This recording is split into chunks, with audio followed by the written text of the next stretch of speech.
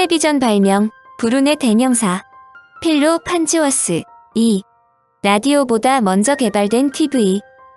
한편 목소리를 전달하는 라디오가 개발되자 목소리와 음악을 내는 장면을 직접 보고자 하는 욕망이 나타났다. 이것이 바로 TV가 발명된 동기이다. 사실 TV의 원리는 전화나 라디오보다 오히려 먼저 알려져 있었다. 1817년에 스웨덴의 과학자 베르셀리우스는 셀레늄이라는 원소를 우연히 발견했다. 셀레늄은 빛이 닿으면 전류가 흐르는 데다가 빛의 강약에 따라 전류의 색이도 달라지는 특성을 갖고 있다. 더구나 전류가 흐르면 빛이 발생하는 것은 물론 전류의 강약에 따라 빛의 강약도 달라진다. 셀레늄의 이런 성질을 이용한 것이 광전지로 오늘날 전자시계나 전자계산기 등에 붙어있는 태양전지들은 모두 셀레늄과 대동소이연 물질로 만들어진 것이다. TV의 원리는 사진기의 필름 부분에 필름 대신 수많은 셀레늄 조각으로 만들어진 판을 설치한 것으로 볼 수 있다. 이 셀렌판에 전선을 연결한 후 어떤 물체를 찍으면 그 물체의 윤곽은 셀레늄판에 비치게 되며 각각의 셀레늄 조각은 자신이 받은 빛에 따라 세기가 다른 전류가 흐르게 된다. 이 전류를 다른 셀레늄판에 연결시키면 이 판의 셀레늄 조각은 전류의 세기에 따라 밝고 흐린 빛을 발생하게 된다. 즉 사진기 부분에서는 빛이 전류를 발생시키고 수상기 부분에서는 전류가 빛을 발생시키기 때문에 찍은 물체의 윤곽은 수상기 부분에 그대로 나타날 수 있는 것이다. 1875년에 미국의 조지 캐리는 그림을 모자이크와 같이 분해한 후 전기로 전송하고 수신 측에서는 다시 조립하여 원래의 상을 만드는 방법을 개발했다. 엄밀한 의미에서 이것이 TV의 출발이다.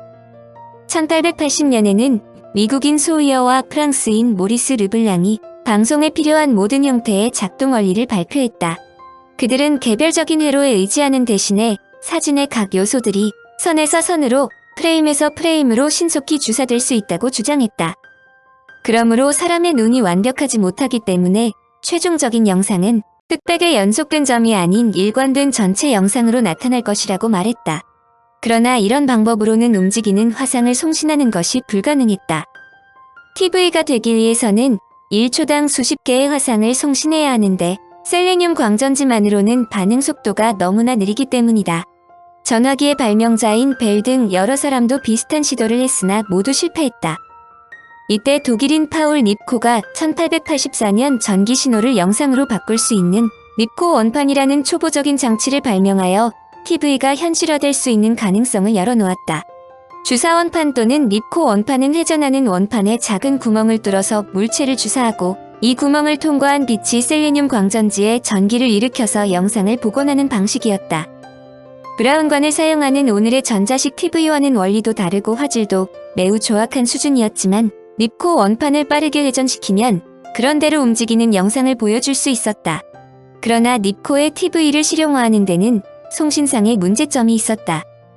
역시 셀레늄이 빛의 변화에 너무 늦게 반응하므로 광전도체에 적당하지 않기 때문이다.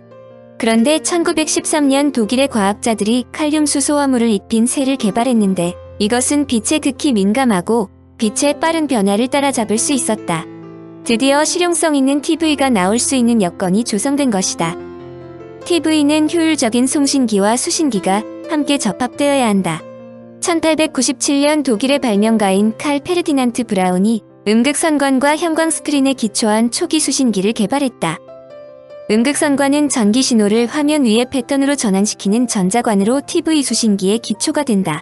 전기 광선이 관을 통과해 스크린에 부딪히면 이에 반응해 눈으로 볼 수 있는 빛이 만들어지는 것이다. 1907년 러시아의 과학자 보리스 로징은 송신기의 끝에서 작동하는 원통형 거울 스캐너를 도입함으로써 브라운의 발명품을 개선시켰다. 이 방법을 사용하자 기하학적으로 조악하나마 몇 개의 영상을 전송하고 재생할 수 있었다. 다음에 스코틀랜드의 전기기술자 캠벨 스윈턴이 근대 TV의 기본이 되는 방법을 고안했다. 그는 카메라와 송신기 끝에 음극선관을 사용하자고 제안했다. 전송되는 화상을 화면에 집중시키면 화면 뒤로 향하는 음극선이 투사되어 순차적으로 선을 그려나간다는 것이다. 물론 그의 제안은 실패했다. 당시에는 그의 구상을 실현시킬 만한 기술이 없었기 때문이다. 다음에 중요한 발명은 미국의 기술자 데니얼 맥페런 무어의 네온가스 방전 램프이다. 무어는 네온 램프에 투입되는 전기의 양을 조절함으로써 빛의 밝기를 변화시킬 수 있었다. TV의 선임 발명자. 엄밀한 의미에서 실용적인 TV 개념을 도출한 사람은 영국의 존 베어드이다. 영국 스코틀랜드의 헬렌즈버그에서 목사의 아들로 태어났는데 베어드는 소년 시절부터 영리하여 성적이 우수한 것은 물론 운동하는 기계를 만드는 데 소질이 있었다. 그 당시 그레이엄 벨이 전화를 발명한 지 이미 25년이 지났으나 글라스고우에는 아직 전화를 가설한 집이 없었다. 베어드는 1900년 봄 과학 잡지에 실린 전화기의 원리와 내부의 설계 도면을 읽고 간이 전화기를 만들어 사람들을 깜짝 놀라게 했다. 전화기 만들기에 성공한 소년 베어드는 과학 잡지에 실려있는 발전기, 사진기, 글라이더 등의 원리를 연구하여 실제 만들어 보기도 했다. 글라스고우의 라크필드 학교를 졸업한 후 1905년 글라스고우 왕립공과대학에 우수한 성적으로 입학했다. 그는 대학에서 훗날 TV를 발명하는데 결정적 동기가 된 수수께끼의 금속인 셀레늄을 연구했다. 그러나 그가 대학을 졸업하고 연구를 계속할 무렵 제1차 세계대전이 발발하여 연구는 중단되고 비누, 젤리, 사탕 등의 사업에 손을 댔다가 실패하여 구두약과 면도날을 판매하면서 생계를 이어갔다. 그러나 마침 전파를 타고 라디오 방송이 시작된다는 것을 알고 자신에게 큰 임무가 주어졌다는 것을 알았다. 소리만 보내는 라디오 방송이 가능하다면 형체와 모양까지 보낼 수 있는 방송이 가능하다고 생각한 것이다. 그는 헤이스팅스 항구 도시로 이사한 다음 조그마한 다락방을 개조하고 연구실을 차렸다. 그가 중점으로 연구하는 것은 독일 과학자 닙코가 발명한 닙코식 주사원판과 인형을 셀레늄을 사용하여 빛의 강약을 변화시켜 스크린에 인형이 비추어지도록 하는 것이다. 베어드는 닙코 원판을 1분에 600번 회전시켜 동화상을 복원했는데 한꺼번에 모든 화면을 옮기는 것이 아니라 하나하나씩 순서대로 옮겨 시각 잔상 효과를 이용하여 연속되는 화면을 만들 수 있었다. 베어드는 1925년에 복화술 인형을 희미하게나마 송신하는 데 성공하였다. 눈으로 볼 수 있는 라디오, 즉 TV가 발명된 것이다. 1926년 1월에는 영국 왕립과학협회의 50여 명 과학자들이 참석한 자리에서 TV 공개 시험에도 성공했다. 주사선이 30개인 베어드의 새로운 TV 모델이 발명되었다는 소문은 소매상점인 셀프리지 백화점까지 미쳤다. 셀프리지 백화점은 일주일에 20파운드를 줄 테니 발명품을 백화점에 전시해달라고 베어드에게 제안했다. 1926년 1월 26일 텔레비전은 마침내 대중 앞에 섰고 결과는 대성공이었다. 비록 화면은 작고 어두워서 영상이 겨우 보일 정도였으나 하루 3번 전시되는 텔레비전을 보기 위해 사람들은 백화점 앞에 줄을 섰다. 당시 최초의 텔레비전 스타는 빌이란 인형이었다. 베어드는 부족한 점을 보완하고 개량하여 1926년 영국의 왕립협회에서 텔레비전을 공개 실험했다. 주사선이 30개인 베어드의 TV는 BBC 방송을 통해 1927년 런던에서 글라스고우까지 방영하는 데 성공했고 1928년에는 런던에서 뉴욕까지 방영하는 데 성공했다. 영국 BBC 방송이 베어드가 발명한 텔레비전을 이용해 세계 최초로 TV 방송을 실시한 것은 1929년 9월 30일이었다. 베어드는 텔레비전의 상품성을 높이기 위해 연극 등 다양한 프로그램들을 개발했는데 특히 경마 중계 방송은 세상을 놀라게 했다. 그러나 베어드의 TV는 문제점이 있었다.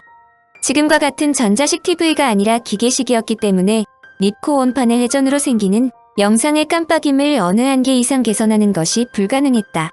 곧바로 초기에 TV를 만들려다가 실패하였던 벨 연구소에서 베어드의 기계식을 전자식으로 전환시키는 방법을 개발하였다. 베어드에게 뜻하지 않은 강적이 나타난 것이다. 베어드는 TV가 기계식에서 전자식으로 바뀌자 어둠 속에서도 볼 수 있는 TV 연구와 입체 TV, 영화 화면에 TV 영상을 투사하는 연구를 계속했다. 그는 제2차 세계대전으로 TV 시대가 곧 도래할 것을 예견하면서 1946년에 사망하였다. 그가 사망하자마자 그의 예견대로 세계는 TV 시대로 들어갔다. 베어드가 TV의 기본을 도출했음에도 그를 진정한 TV의 발명자로 대우하지 않는 것은 그가 기계식으로 TV를 만들었기 때문으로 현대의 TV는 이후 개발된 전자식으로 운영되기 때문이다. 전자식 TV는 기계식보다 시각적인 선명도가 매우 우수하므로 오늘날의 TV는 모두 전자식으로 방영된다. TV의 탄생에 결정적인 디딤돌을 놓은 베어드는 사망할 당시 다음과 같이 말했다. 목사인 나의 아버지는 내가 성직자가 되어 후계자가 되기를 바랬다. 그러나 나는 과학자의 길을 선택했다. 내가 걸어온 길은 역경과 파란의 길이었다. 그렇지만 TV의 발명이라는 업적을 남겨 인류의 다소라도 헌신하였다고 생각할 때 내 인생을 결코 후회하지 않는다. 브룬의 대명사 판스워즈. TV를 현대인들이 볼 수 있게 된 것은 궁극적으로 필로, 판즈워즈에게 큰 빚을 지고 있다고 말할 수 있다. 그런데 그는 TV를 발명한 발명자라기보다는 비운의 발명가로 더욱 유명하며 전 세계 지구인들의 필수품인 TV를 개발했음에도 노벨상을 받지 못했다. 레슬리 앨런 호비츠는 판스워즈야말로 역사상 가장 가난하게 태어난 발명가라고 말했다. 그는 미국 유타의 오두막에서 태어나 1919년 11살 때 아이다호의 농장으로 이사했는데 그곳에서 처음으로 전기를 보았을 정도로 가난하게 살았다. 그때까지 그는 책에서만 전기를 알 수 있었다. 그러나 그의 전기에 대한 재주는 천부적이었던 모양이다. 그는 농장 주변에 방치되어 있는 부품을 조립하면서 세탁기와 농기구에 쓸 모터를 만들었는데 그가 만든 기계가 무려 60여 개나 되었다. 그는 기계를 조립하면서 틈틈이 아인슈타인의 이론 등이 나온 과학책과 잡지들을 빌려서 보았는데 어느 날 잡지에서 공중을 날아다니는 사진이라는 제목의 미래 세계에 대한 기사를 읽었다. 저자는 전 세계의 집으로 화면과 소리를 동시에 전송할 수 있는 라디오와 영화를 합쳐놓은 기계를 상상해서 적었다. 날아다니는 사진이라는 말에 매혹된 판스워즈는 자신이 이 분야를 개척해야 할 운명을 갖고 태어났다고 믿었다. 그는 우선 날아다니는 사진에 대해 배울 수 있는 모든 것을 배워야 한다고 생각했다. 앞에 설명한 사람들의 TV에 대한 기초 연구는 알려졌으나 회전하는 원판과 거울을 이용해서 빛을 전기로 전환시키는 것이 어렵다는 것을 알았다. 원판의 회전 속도가 너무 느려 일관된 상을 전송할 수 없었기 때문이다. 그런데 그는 쟁기질하면서 일항을 따라 감자를 캐나가듯이 전자를 이용해 영상을 한 줄 한 줄 스캔할 수 있다면 TV가 갖고 있는 문제점을 해결할 수 있다고 생각했다. 현재로서는 지극히 단순한 일이라고 생각하겠지만 그가 이런 생각을 떠올린 것은 1920년대 초이며 그것도 그의 나이가 고작 14살이라는 점이다. 사실 그가 감자밭에서 떠오른 이 원리가 오늘날 TV의 기초적 원리이다. 아이디어를 떠올리기는 했지만 그는 그야말로 가난한 학생이었다. 또한 많은 사람들이 TV 개발에 열을 올리고 있으므로 함부로 자신의 아이디어를 발설한다면 누군가가 이를 도용할 우려가 많았다. 그에게는 자금과 비밀을 보장해줄 수 있는 사람이 필요했다. 그는 고등학교 화학 선생인 저스틴 톨만에게 이야기를 했다.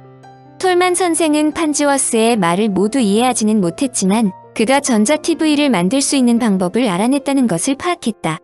두 사람은 곧바로 판즈워스의 생각을 구체화하기 시작했고 판즈워스의 생각이 구체화될 수 있다는 확신을 가졌다. 그런데 판즈워스는 더 이상 생계를 꾸릴 수 없으므로 유타주 프로브 인근의 가드너가의 농장으로 옮기게 되어 더 이상 TV 개발에 신경을 쓸 수 없었다. 다행하게도 고등학교 때 공부를 잘하여 가난하지만 브링검형 대학에 진학할 수 있었다. 그런데 설상가상으로 아버지가 사망하자 가족을 부양해야 하므로 학교마저 중퇴해야 했다. TV 개발은 꿈도 꿀 수 없었다. 판즈워스는 클리프 가드너와 통신교육으로 라디오 수리 과정을 이수한 후 1926년부터 라디오 설비와 수리 사업을 시작했다. 그들의 사업은 신통치 않았다. 그런데 그에게 행운이 찾아왔다. 태평양 연안의 일부 부유층으로부터 기금을 모집하던 조지 에버슨을 만나 자신의 아이디어를 설명할 수 있었다. 이때가 그의 나이 19세였다. 에버슨은 판즈워스의 설명을 모두 이해할 수는 없었지만 존 베어드가 움직이는 사진을 전기를 이용해 전송하는 것이 가능하다는 것을 입증했다는 것은 알고 있었다. 이 사진은 초당 10회 반복되었고 30개의 줄로 구성되었는데 결과는 조악하지만 기계적인 시스템은 작동했다. 그런데 그런대로 TV가 작동하기 위해서는 200개 이상의 줄이 있어야 했다. 판즈워스는 존 베어드가 발명한 기계의 단점을 지적했다. 전자를 이용하지 않는 연속된 주사는 원통형 거울이나 렌즈가 있는 원판 따위의 기계 장치에 의존했는데 그것으로는 감도가 떨어진다는 것을 확실하게 설명했다.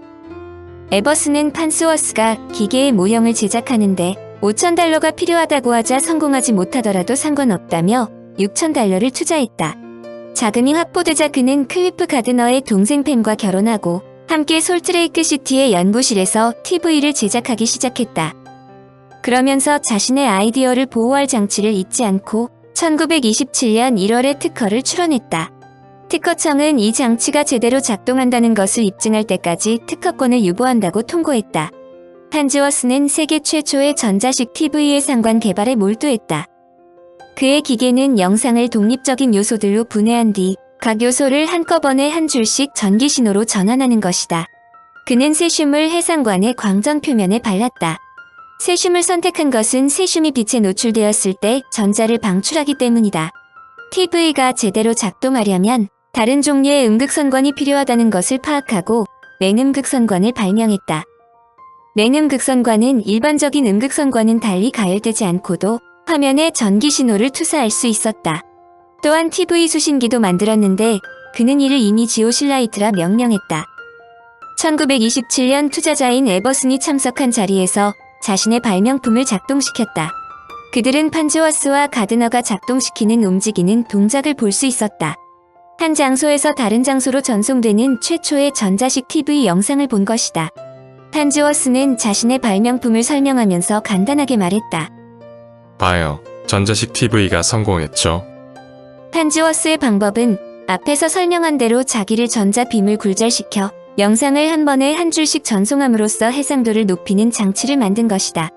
이 원리는 현대의 아날로그 TV에 적용되는 방식 그대로이다.